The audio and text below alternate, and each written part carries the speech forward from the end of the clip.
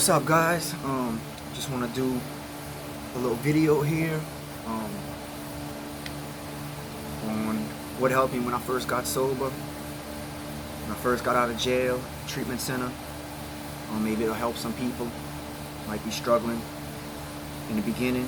I'm gonna touch on a few things, try and stick to the point. Maybe somebody will get something out of this. But my main message is that the only thing that has to change sometime, and the only thing that can change sometime, is your mindset. Because I went from jail to a treatment center, then they released me back out onto the streets that I had just came from, and I was homeless, jobless, but I was sober. But I still was in the city. I still was in the French Quarter of New Orleans. I was finally out, and now it was up to me to see what I was going to do with my freedom. And at first, I just started looking for a job. My first day, I left the treatment center. I literally ran down the street and went to the French Quarter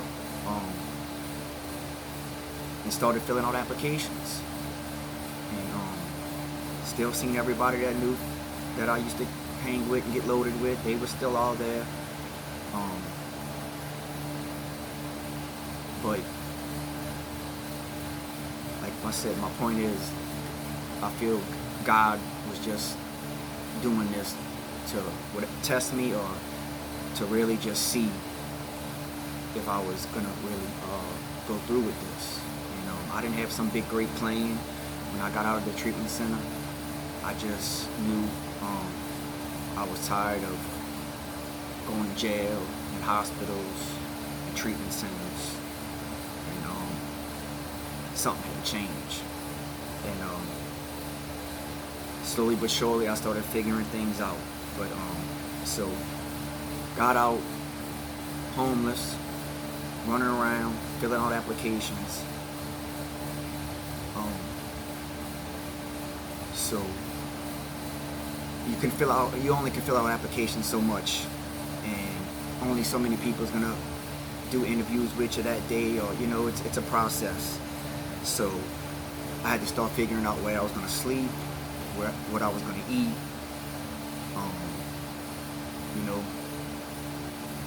Take a shower, all those things was presenting a problem to me. But like I said, it's not like the first time I've been homeless. It's kind of sad to say. I mean, it is what it is, but I've been through this before. The only thing, I've never really been through it sober.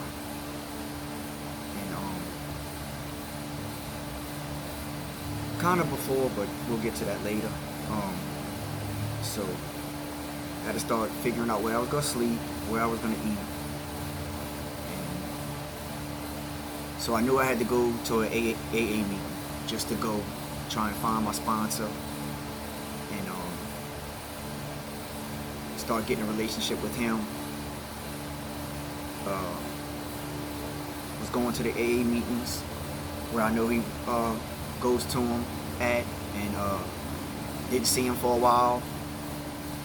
And when I did finally see him, I mean, I tell people, it's like I really didn't know what I wanted to hear from him. I didn't know what I expected. But after I seen him and I told him everything, what I was going through and where I was at, and he told me, find a job, find a place to live, and then come get me, and we'll start on steps of reading the big book and all that good stuff. And that was it. He walked off, and I was still in the same situation pretty much I was before that I seen him. And it's all good. Like I said, it all works its way out once you start doing stuff. I had to start being real careful on who I asked for help and how I asked for help. I've seen a lot of people um, just kind of start asking a lot of people for things, and I don't like asking people for things. And I seen the way people reacted to these people when they was asking them, and I wasn't going down that route. I just, I don't know, pride, ego, or whatever, I don't know, but I just was like, I ain't asking too many people for too many things.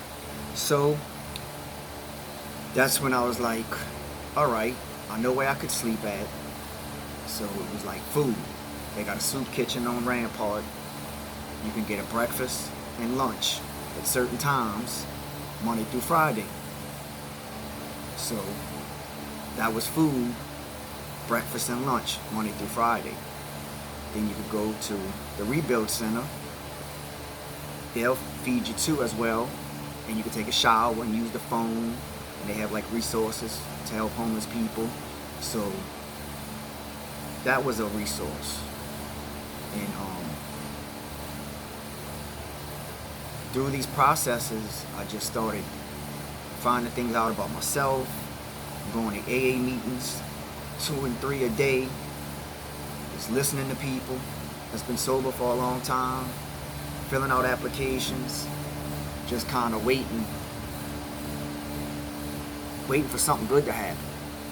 And it took a minute, talking to God. When I couldn't make it to an AA meeting, I went to church. I just know I couldn't drink and I couldn't do drugs. Couldn't do dope and I couldn't drink. As long as I didn't do those things, I feel like I had a chance. And I finally got a job on Bourbon Street. Everybody's like, oh man, you need to stay off of Bourbon Street. But look, sometimes you got to do what you got to do, and you don't always get to pick where you can work at or where you can live at. And sometimes you just got to grow up. Like I said, the only thing I could change was my mindset. I couldn't change my surroundings. I couldn't change, any of that at that time. But the only thing I could change was my mindset. And I got a job. I was still homeless with a job, but it was a start. It was on Bourbon Street at a club. Not ideally where you want to work at for an alcoholic and a drug addict, but it didn't matter. Once I kind of made my mind up,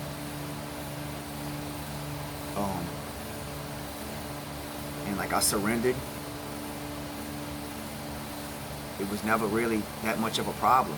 That's why I try and explain it to people, man. If you really are tired of being tired, all those cliches or whatever, but and you really surrender to God, and like I tell everybody, man, it's just something that happens within you. Everybody has their own little story of it, I believe, that has this paradigm shift, or this awakening, seeing the light, however you want to say it. But as long as you have it, I believe that's all that matters. And it was happening to me.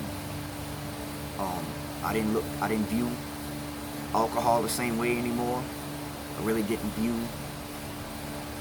getting high the same way anymore. And I just knew that I couldn't drink or do dope, because I know where I wound up at.